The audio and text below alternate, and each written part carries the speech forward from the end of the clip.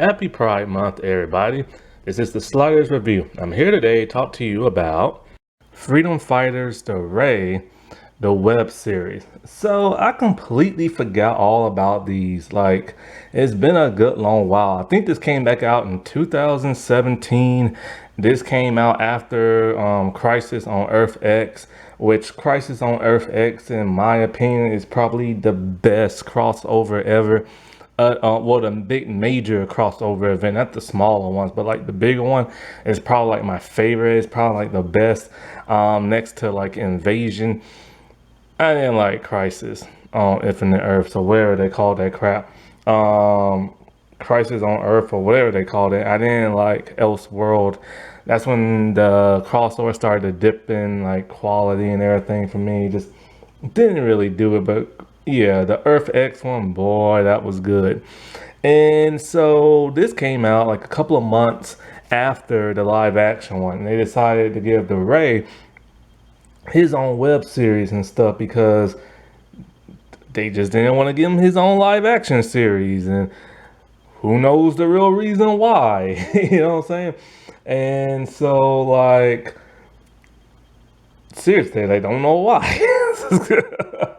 And so this was a way for them to expand the universe, and they started this whole animated thing on their universe way before the MCU ever did.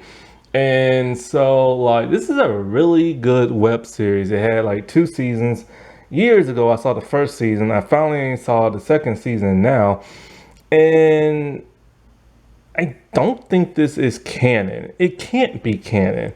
It's supposed to be a prequel to Crisis on Earth X, but there's so many continuity errors. Like, for starters, the Ray on Earth 1, he mentions the Justice League. Justice League's not a thing in the Arrowverse.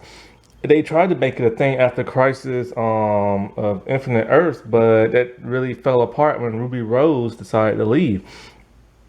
Also, the Flash and Green Arrow's costume are the wrong ones in this episode.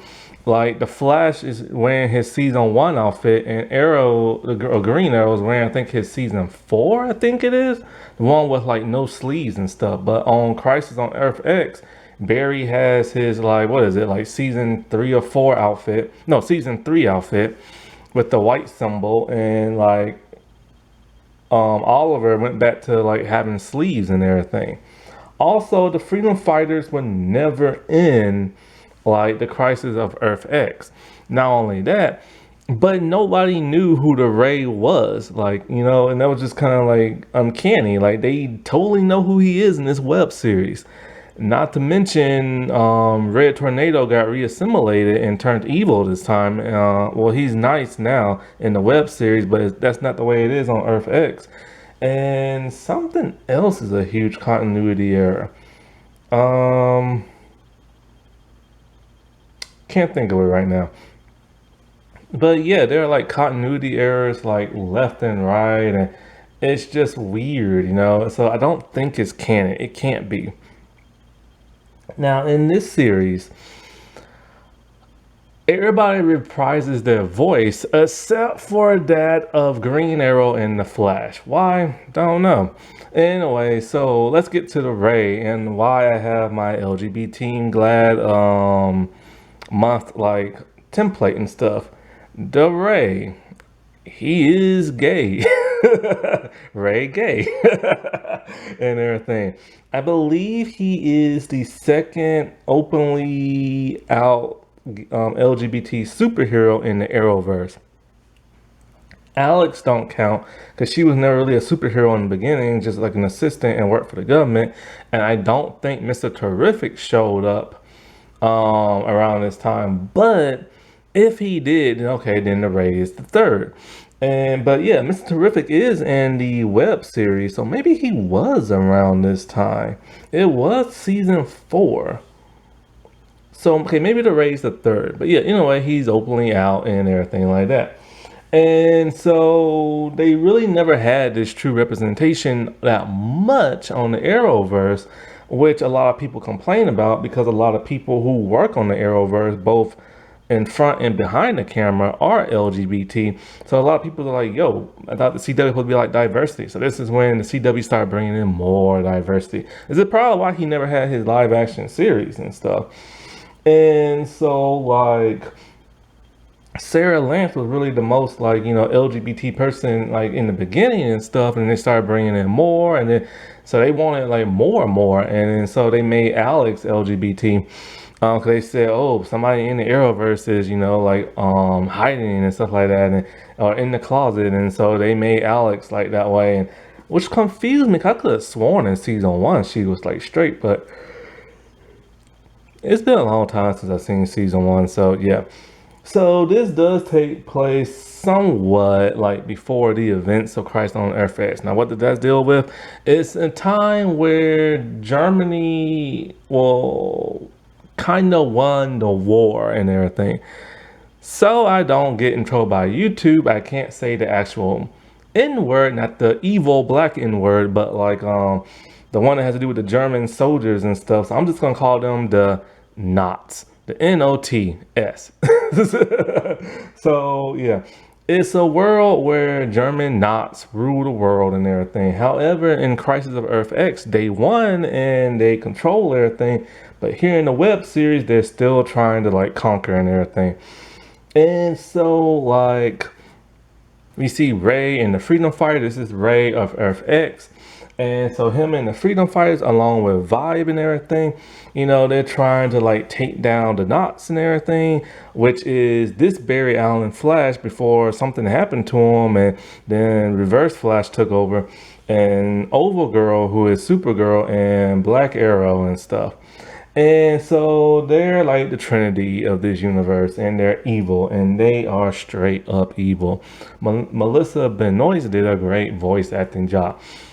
One side note, the animation in the faces got 1,000,000 times better. That was the problem I had with Vixen in that series. Everybody had that anime-ish looking face because the animation style on this is the animation style from the New 52 DC animated movies that was around this time. And James Tucker was the person producing this stuff. That's the problem I had with Vixen. So everybody's face looks normal except for Green Arrow.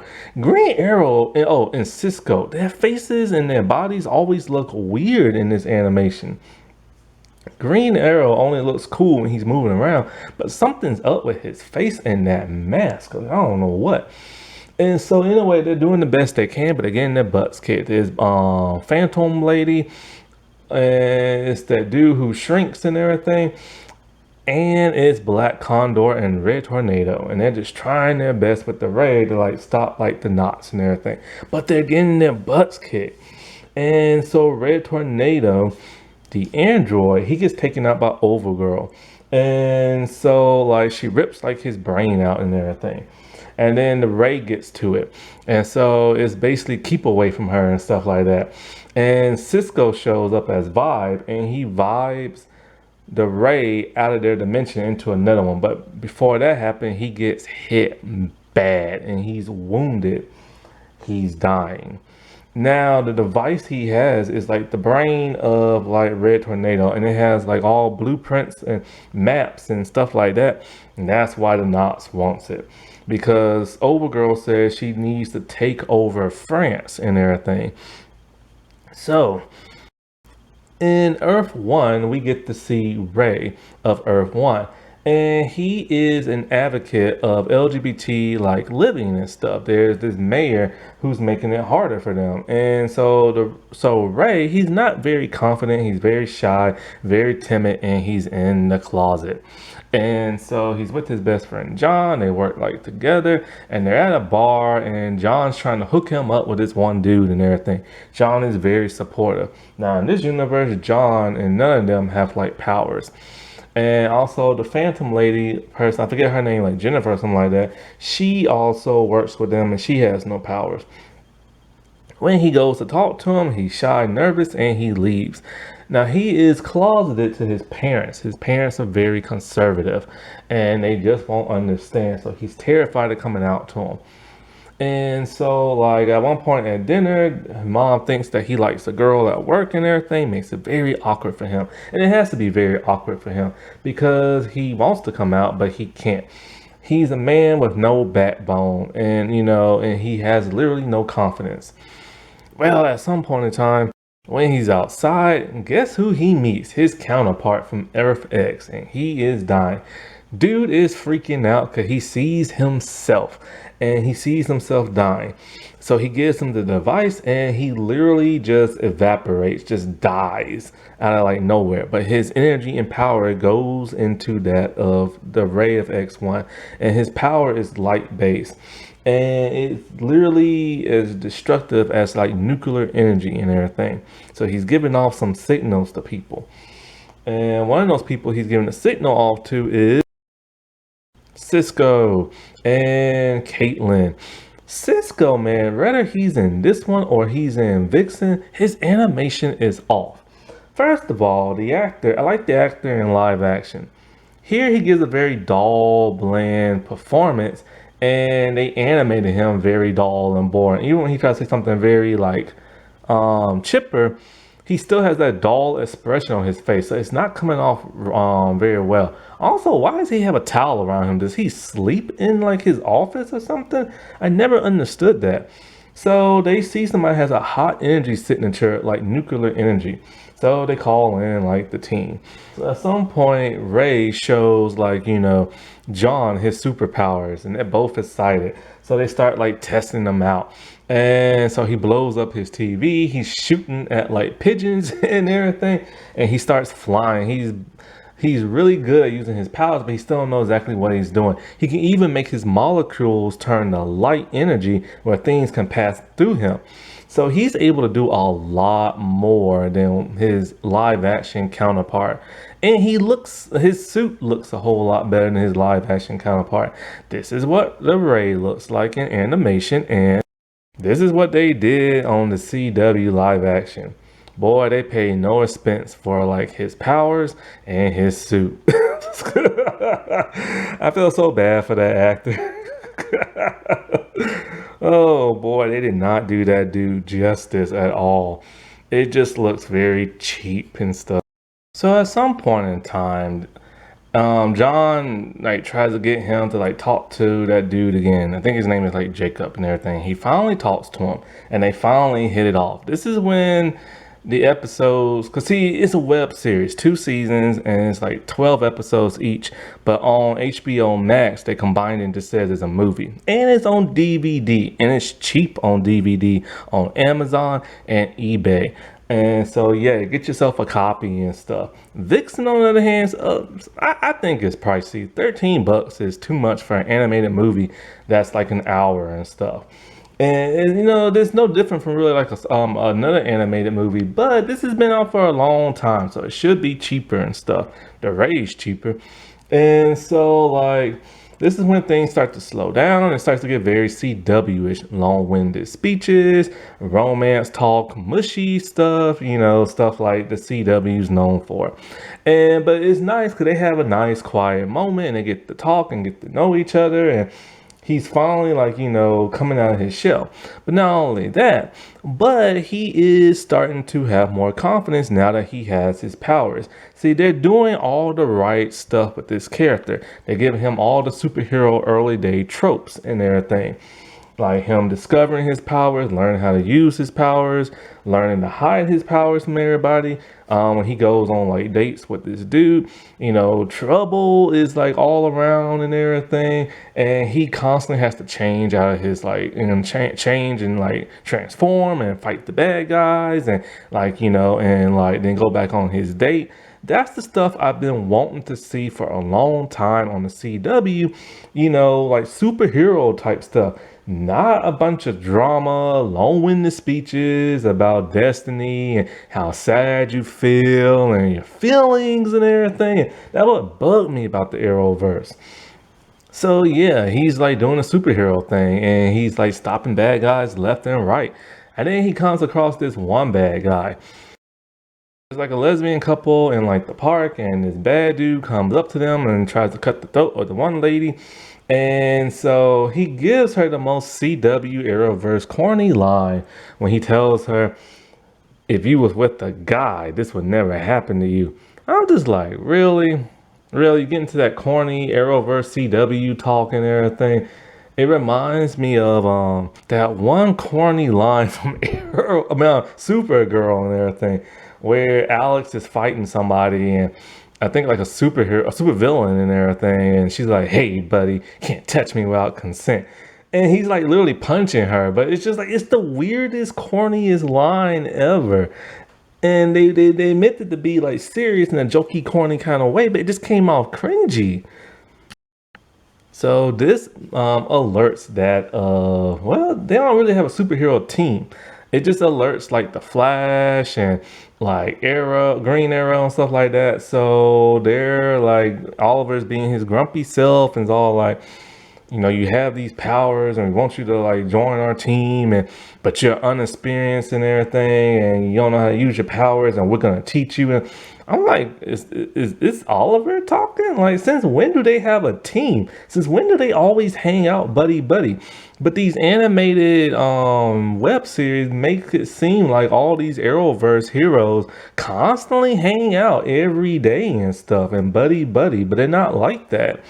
They're mostly on an individual show and they don't really have a team. And he really doesn't go out recruiting like metahumans. At least I don't think he did. Or at least that's when I stopped watching the show.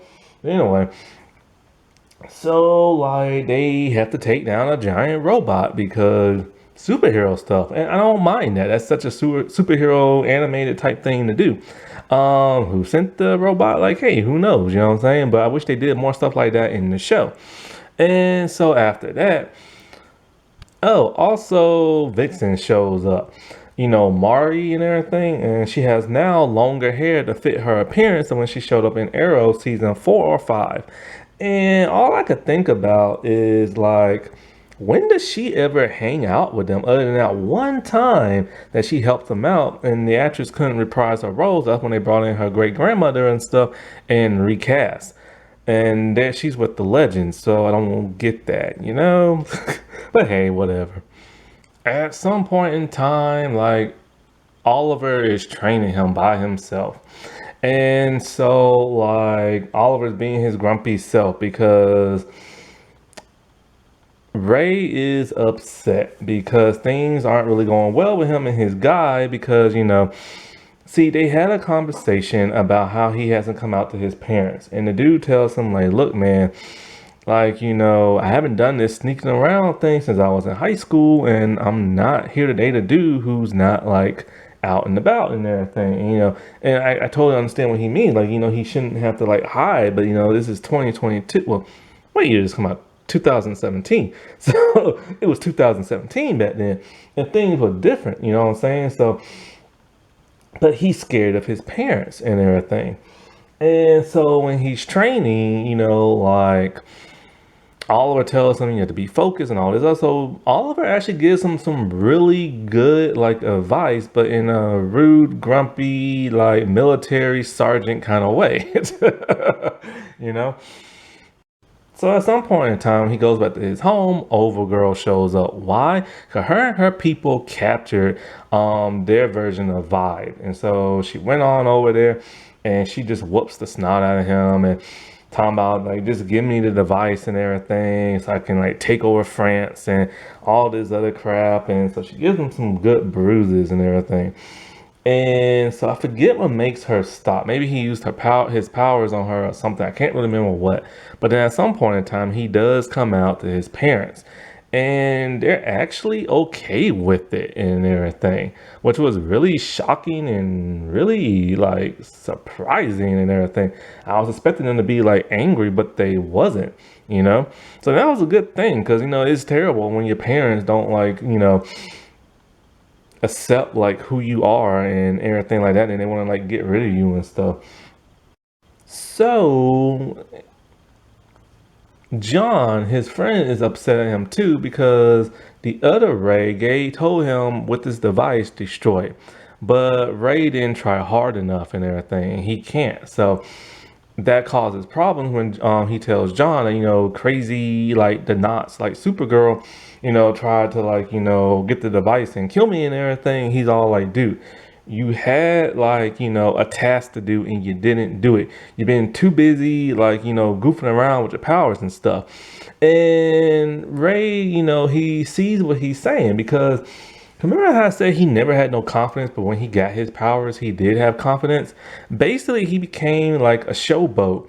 His ego got too big. He just started showing off as much as he can, even to the point where he went to the mayor and threatened him to like make housing more affordable for the LGBT and stuff.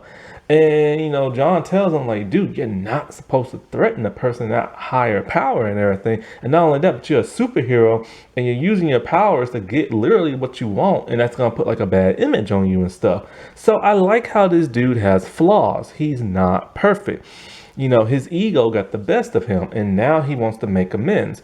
And one thing that's weird is his real name is Ray, but his superhero name is Dove Ray. That don't make no sense.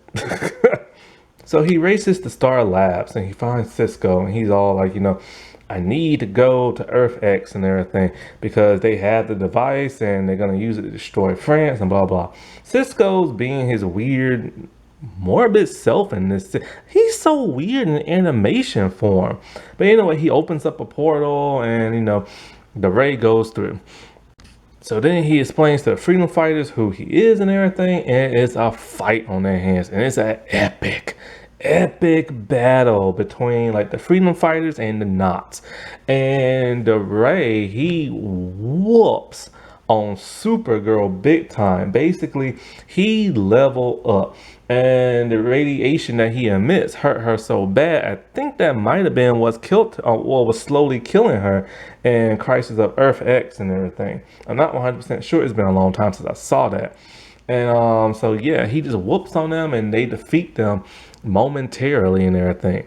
And so like he tells them, like he can't go back to his Earth and everything. He wants to like save the people of this Earth, and he gives them a huge speech talking about like, it's terrible how y'all have to live your lives in fear and have to hide who you are. But where I'm from, things are much different. You can be like who you want to be and everything. And so now he is truly finally becoming that hero and standing up for something, And so he stays on Earth X, and then John, who is Black Condor and everything of that Earth, he's all like, oh, I'm into dudes, dude, and everything. So now he's all like, I could probably date my best friend from another world in this world and stuff like that. And so, but then on Earth X, the Crisis thing, he dated their Captain Cold. So, like I said, I don't know if this is canon or not. But anyway, so yeah. He's like become like a really cool hero, like a whole lot better than his live action form. His live action form, I don't remember much, but I don't remember much about him and everything. And he was just portrayed so much better in animation form, from the animation to like the dialogue to who he became, how he became a hero and everything. Like I love those origin like tropes that they give the superheroes. I hate when they're like so perfect and do everything like the moment they get the power, but he had to learn how to use it, and he had to learn how to be like a hero, And it's sad that they didn't bring him back that much in live action form. He only made like 3 appearances, and then they just like completely just got rid of the character. And like I said, the web series only lasted for 2 seasons, and that was the end of that. And normally when he does show up in other animated features and stuff from other DC projects, he's mostly just a background character. I guess because they're too afraid because he's LGBT, and that's quite a shame. But he is a really cool hero, and he's really a cool hero for anybody to look up to, whether you're like straight, LGBT, or like whatever, Alrighty, well, I'll talk to y'all later. Bye.